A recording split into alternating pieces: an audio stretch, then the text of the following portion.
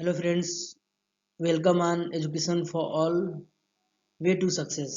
तो चलिए शुरू करते हैं आज का सीरीज। आज सीरीज में हम चर्चा करेंगे भारतीय अर्थव्यवस्था के कुछ 50 most important MCQ with important fact, जो आपके आने वाले एग्जाम्स के लिए काफ़ी यूजफुल साबित होगा। तो चलिए शुरू करते हैं आज का सीरीज।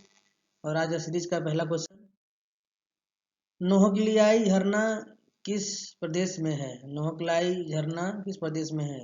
यह सही उत्तर है ऑप्शन डी, मेघालय। मेघालय में नोहकलाई झरना स्थित है। इंपॉर्टेंट फैक्ट देखते हैं।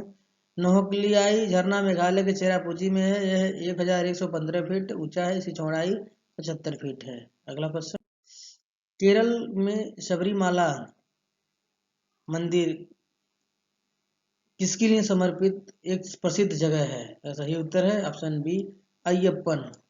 जो है केरल का सबरीमला जो है अय्यप्पन, भगवान अय्यप्पन के लिए समर्पित एक प्रसिद्ध जगह है। अगला क्वेश्चन, निम्न में से कौन सा मिलान सही नहीं है? ये है जो सही नहीं है वो है विदेशिया उत्तराखंड, मतलब ऑप्शन डी, विदेशिया उत्तराखंड। रसीला जो है गुजरात से संबंधित है, बीथी आंध्र प्रदेश, कृष्णवट्टम केरल से। और यह सही उत्तर है। विदेशिया बिहार का एक लोक नृत्य नाटक है। इसका मतलब जो है विदेशिया जो है वो बिहार का, ना कि उत्तराखंड का। अगला क्वेश्चन, निम्नलिखित में से कौन सा पुरस्कार के बिरला फाउंडेशन द्वारा हिंदी में श्रेष्ठ कार्य के लिए दिया जाता है? सही उत्तर है ऑप्शन बी, व्यास सम्मान। व्यास सम्मान जो है के बिरला फाउंडेशन द्वारा दिया जाता है। इंपॉर्टेंट फैक्ट देखते हैं। व्यास पुरस्कार के बिरला फाउंडेशन द्वारा हिंदी में श्रेष्ठ कार्य करने के लिए दिया जाता है। अगला क्वेश्चन, हाल ही में अनुमोदित आयुष्मान भारत राष्ट्रीय स्वास्थ्य संरक्षण मिशन में निम्नलिखित में से कौन सी योजनाएं सम्मिलित हुई हैं? का सही उत्तर है ऑप्शन डी, 1 और 2, यानी राष्ट्रीय स्वास्थ्य बीमा योजना और वरिष्ठ नागरिक स्वास्थ्य बीमा योजना जो आयुष्मान भारत में शामिल हुई हैं।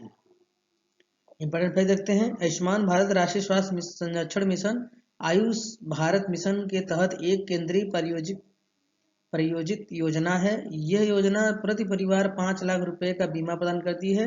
इस स्कीम से 10 करोड़ परिवारों को लाभ मिलेगा।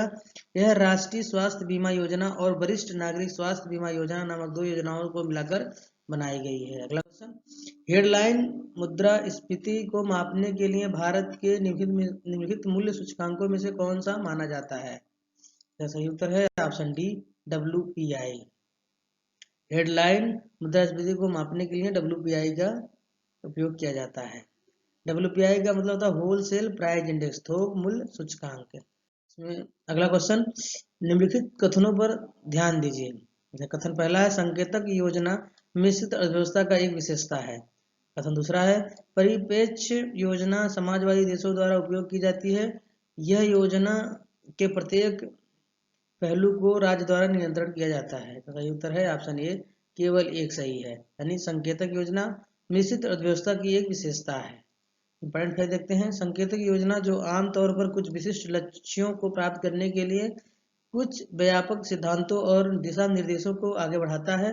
संकेतक योजना लचीली है, यह मिश्रित अर्थव्यवस्था के लिए विशिष्ट है और इसमें दोनों ही सार्वजनिक और निजी क्षेत्र सह मौजूद हैं। समाजवादी देशों द्वारा व्यापक या अनिवार्य योजना का उपयोग किया जाता है और योजना के प्रत्येक पहल को राज्य द्वारा नियंत्रित किया जाता है। परिप्रेक्ष्य योजना 15, 20 और 25 वर्ष की अवधि के लिए दीर्घकालिक योजना का संदर्भ देती है। हालांकि 5 से 7 साल की योजनाओं में अवधि को तोड़कर परिप्रेक्ष्य योजना का उद्देश्य हासिल किया जा सकता है। अगला क्वेश्चन, निम्नलिखित में से भारत की सबसे बड़ी आयातित फसल के रूप में क्रम से व्यवस्थित कीजिए। आयातित फसल के बारे में बात कर रहा है, जिसमें पहले दाल है, लकड़ी और लकड़ी के पदार्थ हैं, खाद्य सब्जी और तेल है। इसका सही उत्तर है ऑप्शन बी, 3, 2, 1, यानी सबसे ज्यादा हम लोग आयात करते हैं, खाद्य सब्जी तेल करते हैं, उसके बाद लकड़ी और लकड़ी के पदार्थ, और तीसरा दाल करते हैं। इंपॉर्टेंट फैक्ट देखते हैं। भारत द्वारा सर्वाधिक निर्यात पदार्थ खाद्य सब्जी तेल, लकड़ी के पदार्थ और दालें हैं। भारत दालों का सबसे बड़ा उत्पादक, आयातकर्ता और उपभोक्ता है। यानी यहाँ पर सुधार कर लीजिएगा, यहाँ पर होगा निर्यातक। जो सबसे ज्यादा निर्यातक चीजें हैं भारत से, वो यही सब है। इस तरह क्वेश्चन सही है, बस आयातित को काट कर निर्यातक कर दीजिएगा यहाँ पे। अगला क्वेश्चन, भारत द्वारा सबसे ज्यादा निर्यात किया जाने वाला कृषि पदार्थ है। तो सही उत्तर है ऑप्शन सी, बासमती चावल। इंपॉर्टेंट फैक्ट देखते हैं। बासमती चावल भारत द्वारा सबसे ज्यादा निर्यात किया जाने वाला कृषि पदार्थ है। अगला क्वेश्चन, सार्वजनिक वितरण प्रणाली का संचालन किसके द्वारा किया जाता है? पहला है केंद्र सरकार, दूसरा है राज्य सरकार। इसका सही उत्तर है ऑप्शन सी 1 और 2। सार्वजनिक वितरण प्रणाली का संचालन भारत केंद्र सरकार द्वारा और राज्य सरकार द्वारा दोनों द्वारा किया जाता है। इंपॉर्टेंट फैक्ट देखते हैं। सार्वजनिक वितरण प्रणाली का संचालन केंद्र और राज्य दोनों सरकारों द्वारा किया जाता है।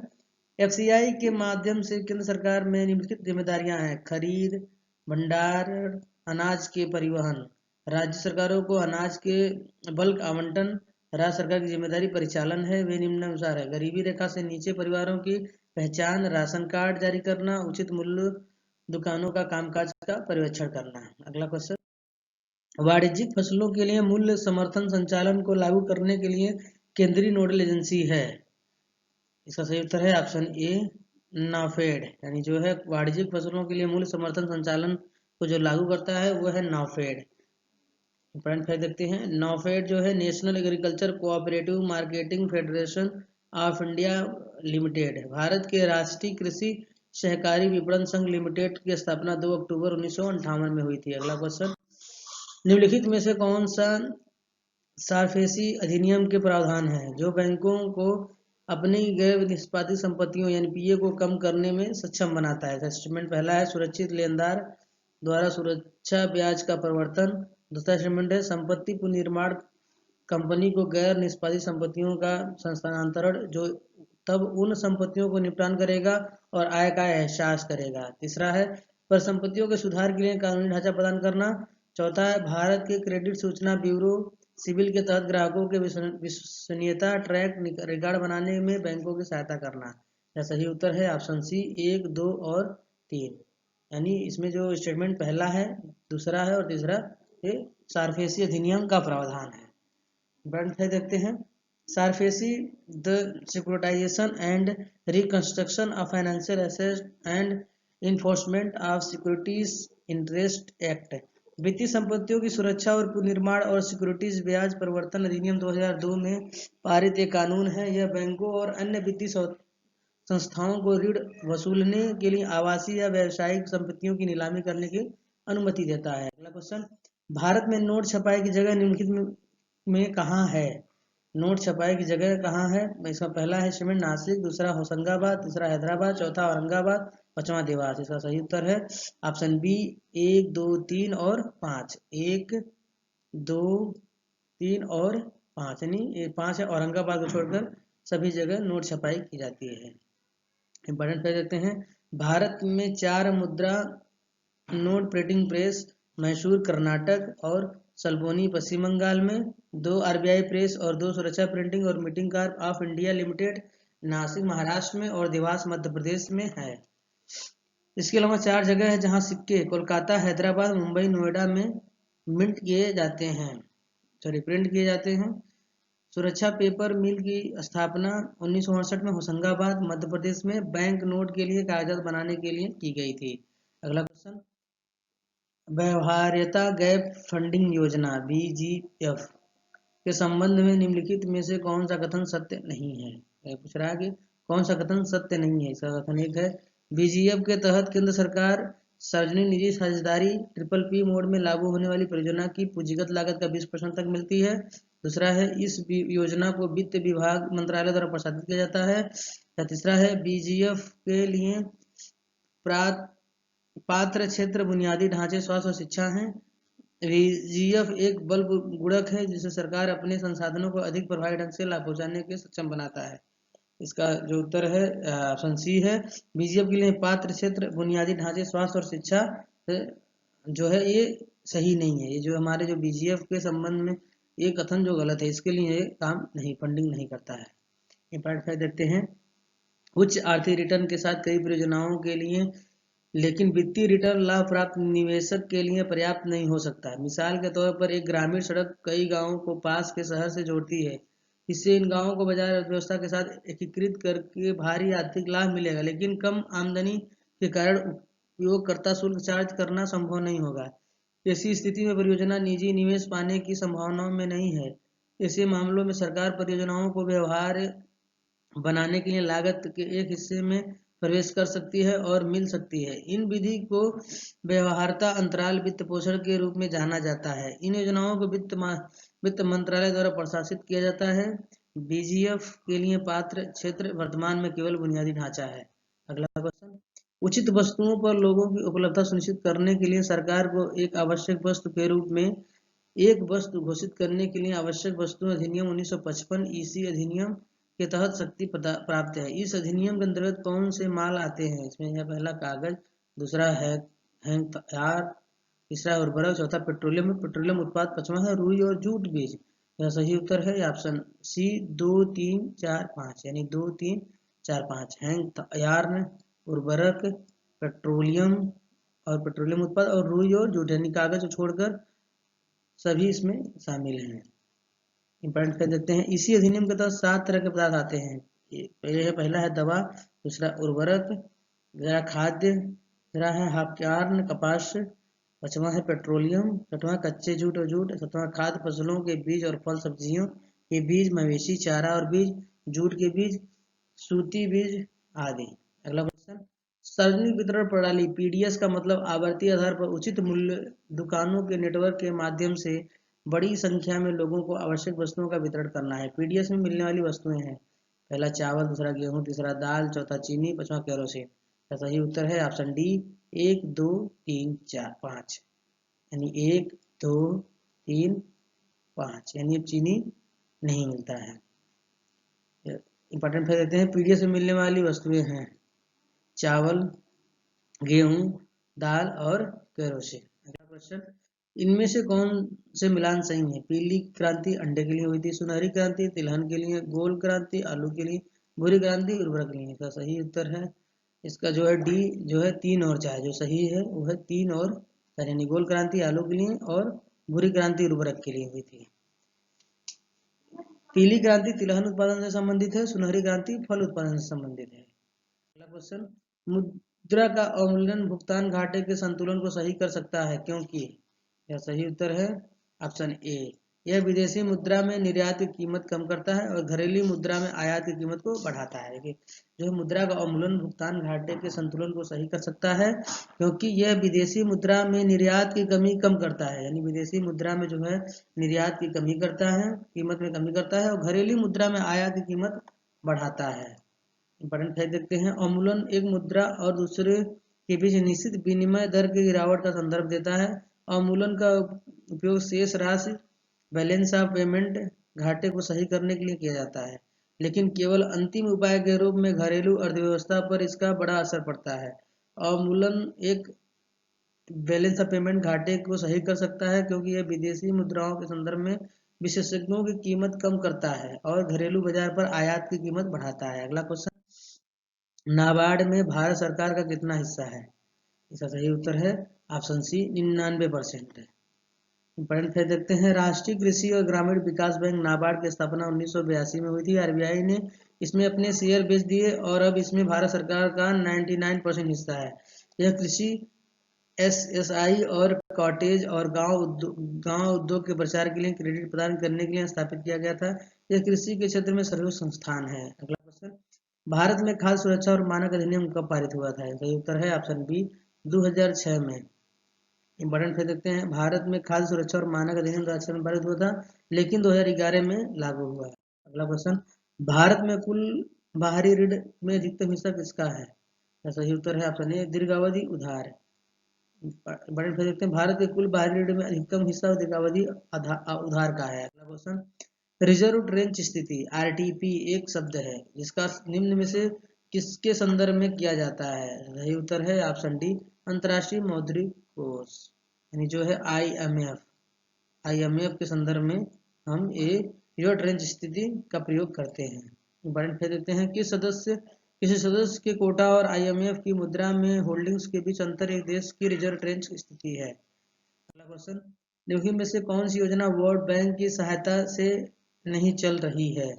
सही उत्तर है ऑप्शन डी दिल्ली मुंबई औद्योगिक कॉरिडोर परियोजना जो है ये हमारा वर्ल्ड बैंक की सहायता से नहीं चल रही। बाकी जो हमारी 3 योजनाएं हैं राष्ट्रीय वेक्टर बोर्न रोग नियंत्रण और पोलियो उन्मूलन, राष्ट्रीय ग्रामीण आजीविका परियोजना और पीएमजीएसवाई ग्रामीण सड़क योजना, ये सब हमारी वर्ल्ड बैंक की सहायता से चल रही है। इंपॉर्टेंट फैक्ट देखते हैं, दिल्ली मुंबई औद्योगिक कॉरिडोर परियोजना भारत की राजधानी दिल्ली और आर्थिक राजधानी मुंबई के बीच एक योजनाबद्ध औद्योगिक विकास परियोजना है। अगला क्वेश्चन, राष्ट्रीय लघु बचत निधि निम्नलिखित में से किसका भाग है? तो सही उत्तर है ऑप्शन बी, भारत का सार्वजनिक खाता है। इंपॉर्टेंट फैक्ट देखते हैं, 1999 में भारत के सार्वजनिक खाते में राष्ट्रीय लघु बचत निधि की स्थापना हुई थी। अगला क्वेश्चन, भारत में कुल विदेशी ऋण में अधिकतम हिस्सा निम्नलिखित मुद्रा में से किसमें है?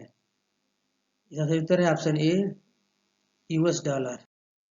अगला क्वेश्चन, मनरेगा और एनआरएलएम जैसी कई प्रमुख योजनाओं की प्रमुख विशेषताओं में से एक यह है कि वे मांग संचालित हैं। एक मांग संचालित योजना की सुविधा विशेषताएं क्या हैं? इसका आपका कथन एक है, प्रक्रिया समाज के जमीनी स्तर से प्रेरित। कथन दूसरा, योजना अत्यधिक अधिकृत है।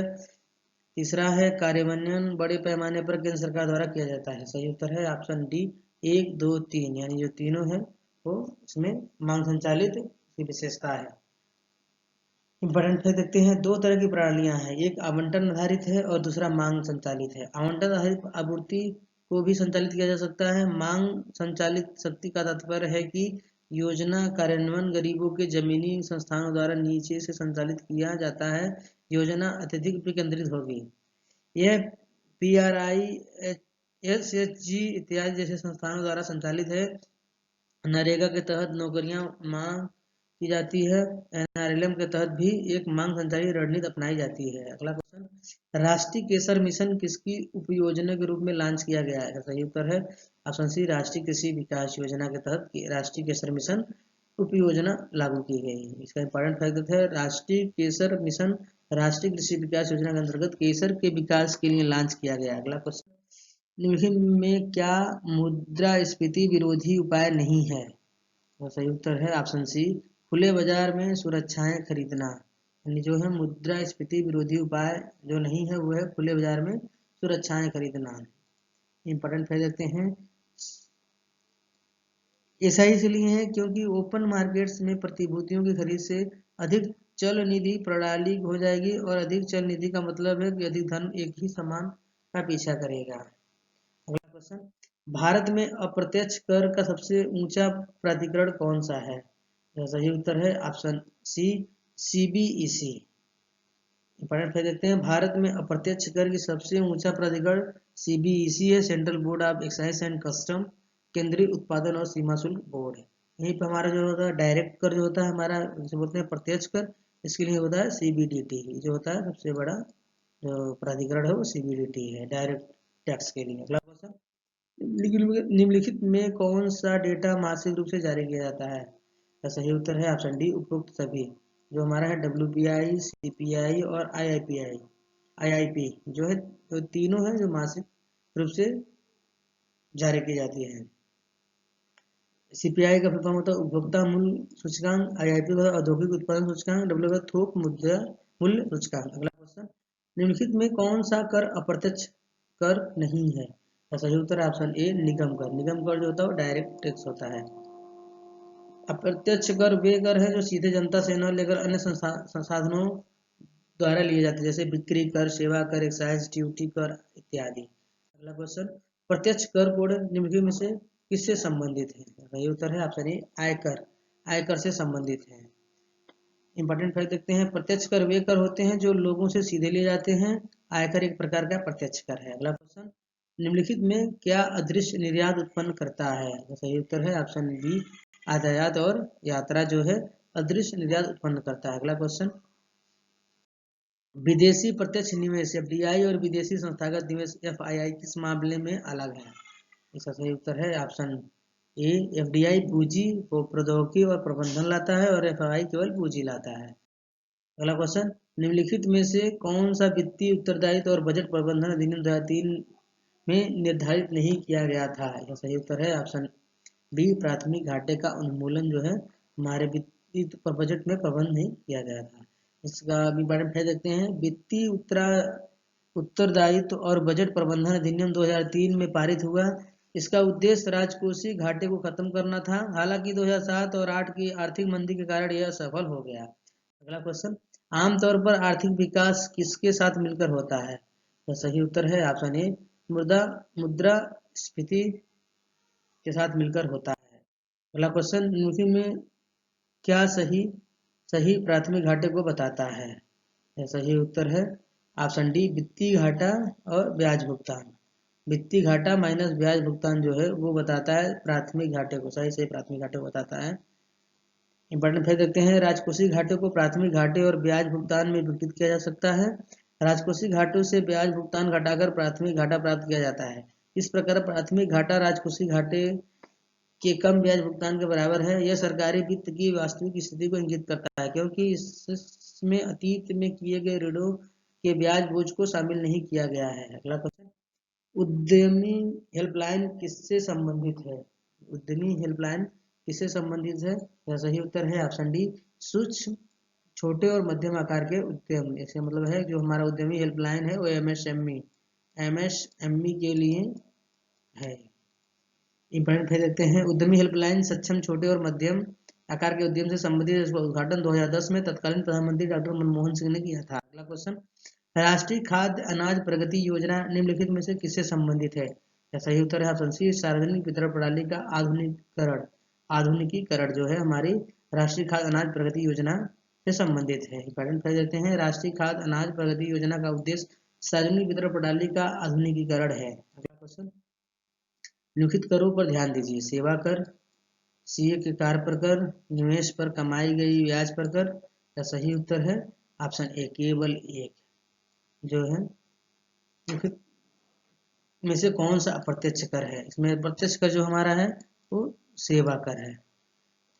इंपॉर्टेंट फैक्ट देते हैं, अप्रत्यक्ष कर वे कर हैं जो सीधे जनता से नहीं लगाए जाते हैं। सेवा कर एक प्रकार का अप्रत्यक्ष कर है। अगला क्वेश्चन, न्यूनतम मजदूरी अधिनियम कब पारित हुआ है? सही उत्तर है ऑप्शन ए, 1948 में न्यूनतम मजदूरी अधिनियम पारित हुआ है। इंपॉर्टेंट फैक्ट देते हैं, न्यूनतम मजदूरी अधिनियम 15 मार्च 1948 को पारित हुआ। अगला क्वेश्चन, परिवार नियोजन बीमा योजना कब लॉन्च हुई थी? सही उत्तर है ऑप्शन बी, 2005 में परिवार नियोजन बीमा योजना लागू हुई थी। अगला क्वेश्चन, राष्ट्रीय विनिर्माण नीति के अनुसार राष्ट्रीय निवेश और विनिर्माण जोन का न्यूनतम क्षेत्रफल कितना होना चाहिए? सही उत्तर है ऑप्शन डी, 5000 हेक्टेयर होना चाहिए। इंपॉर्टेंट फैक्ट देते हैं, राष्ट्रीय विनिर्माण नीति के अनुसार राष्ट्रीय निवेश और विनिर्माण जोन का न्यूनतम क्षेत्रफल 5000 हेक्टेयर होना चाहिए। अगला क्वेश्चन, भारत में निम्नलिखित राशि में किसको संयंत्र और मशीनरी में निवेश को भारत में एक छोटी इकाई कहा जाता है? सही उत्तर है ऑप्शन डी, 25 लाख रुपए। इंपॉर्टेंट फैक्ट देखते हैं, जब संयंत्र और मशीनरी में 25 लाख रुपए तक का निवेश किया जाता है तो उसे छोटी इकाई कहा जाता है। यह परिवर्तन आबिद हुसैन समिति के आधार पर किया गया। अगला क्वेश्चन, तेंदुलकर समिति की रिपोर्ट से पता चला कि 2004 और 2005 में भारत की गरीबी, जिसे उस समय 27% मापा गया था, वास्तव में 10% से अधिक बढ़ गया है और वास्तविक गरीबी 37% थी। भारत में गरीबी के इन दो विरोधाभासी मापों के पीछे निम्नलिखित में से कौन सा कारण था? यह सही उत्तर है ऑप्शन बी, नई गरीबी रेखा स्वास्थ्य और शिक्षा जैसे कैलोरी जैसी वस्तुओं और सेवाओं तक व्यापक पहुंच पर गरीबी को मापती है। अगला क्वेश्चन, निम्नलिखित में से किससे वित्त मंत्रालय को बजट के संबंध में रसीदों और व्यय के रुझानों की हर तिमाही की समीक्षा करने और संसद के दोनों सदनों के समक्ष इसे रखने की आवश्यकता है? इसका सही उत्तर है ऑप्शन बी, राजकोषीय उत्तरदायित्व और बजट प्रबंधन अधिनियम 2003। इसका इंपॉर्टेंट फैक्ट देखते हैं, राजकोषीय उत्तरदायित्व और बजट प्रबंधन अधिनियम 2003 से वित्त मंत्रालय को बजट के संबंध में रसीदों और व्यय के रुझानों की हर तिमाही की समीक्षा करने और संसद के दोनों सदनों के समक्ष इसे रखने की आवश्यकता है। इस अभ्यास के हिस्से के रूप में आर्थिक मामलों विभाग का आर्थिक विभाग संसद के समक्ष इसे रखने के लिए प्रत्येक वर्ष की दूसरी तिमाही के मध्य वर्ष की समीक्षा तैयार करता है।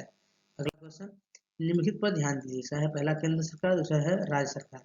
इनमें कौन सी सरकार अनुसूचित कर्म योजना में नियोजित श्रमिकों के लिए न्यूनतम मजदूरी की समीक्षा और संशोधन करने के लिए जिम्मेदार है? सही उत्तर है ऑप्शन बी, केवल दो, यानी राज्य सरकार जो है अनुसूचित कर्म योजना में नियोजित श्रमिकों के लिए न्यूनतम मजदूरी समीक्षा और संशोधन करने के लिए जिम्मेदार है। इंपॉर्टेंट फैक्ट देते हैं, न्यूनतम मजदूरी अधिनियम 1948 के अनुसार दोनों ही सरकारें अनुसूचित कर्म योजना में नियोजित श्रमिकों के लिए न्यूनतम मजदूरी समीक्षा और संशोधन करने के लिए जिम्मेदार है। यह नियम 15 मार्च 1948 को बनाता है, यानी इसका मतलब इसका सही उत्तर है ऑप्शन सी, 1 और 2 यानी दोनों ही सरकारें जो होती हैं इसमें समीक्षा और क्या बोलते हैं संशोधन करने के लिए जिम्मेदार हैं। अगला क्वेश्चन, निम्नलिखित में से कौन सा कथन पूर्ण रूप से सत्य नहीं है? सही उत्तर है ऑप्शन ए, मुद्रा की आपूर्ति में वृद्धि से हमेशा मुद्रास्फीति उत्पन्न होती है। ये कथन पूर्ण रूप से सत्य नहीं है। सही उत्तर है मुद्रा की आपूर्ति में वृद्धि से हमेशा मुद्रास्फीति उत्पन्न नहीं होती है। मंदी के बाद मुद्रा आपूर्ति में वृद्धि वास्तव में मुद्रास्फीति के बजाय मुद्रा उत्पादन में वृद्धि हो सकती है जब कई संसाधनों का उपयोग कम किया जाता है। अगला क्वेश्चन, भारतीय अर्थव्यवस्था में कोर सेक्टर के रूप में कितने महत्वपूर्ण बुनियादी ढांचे क्षेत्रों को जाना जाता है जिसका औद्योगिक उत्पादन सूचकांक आईआईपी डेटा के लिए उपयोग किया जाता है? सही उत्तर है ऑप्शन सी 8 कोर क्षेत्र है जिनके द्वारा आईआईपी डेटा उपयोग की जाती है। अगला क्वेश्चन और श्रृंखला का अंतिम क्वेश्चन, ग्रामीण विकास मंत्रालय द्वारा टाटा एजेंसी सक्सेना समिति किस पर सलाह देने के लिए बनाई गई थी? सही उत्तर है ऑप्शन ए केवल एक यानी बीपीएल जनगणना के लिए उपयुक्त पद्धति के लिए बनाई गई थी। इसका इंपॉर्टेंट है देखते हैं, ग्रामीण विकास मंत्रालय द्वारा टाटा एजेंसी सक्सेना समिति बीपीएल जनगणना के लिए उपयुक्त पद्धति पर सलाह देने के लिए बनाई गई थी। टाटा एजेंसी सक्सेना एक भारतीय नौकरशाह हैं जिन्होंने भारत के योजना आयोग के सदस्य के रूप में कार्य किया। तो friends, thanks for watching education for all, way for success. अगर ये वीडियो आपको पसंद आए तो please like and share and subscribe. Thanks.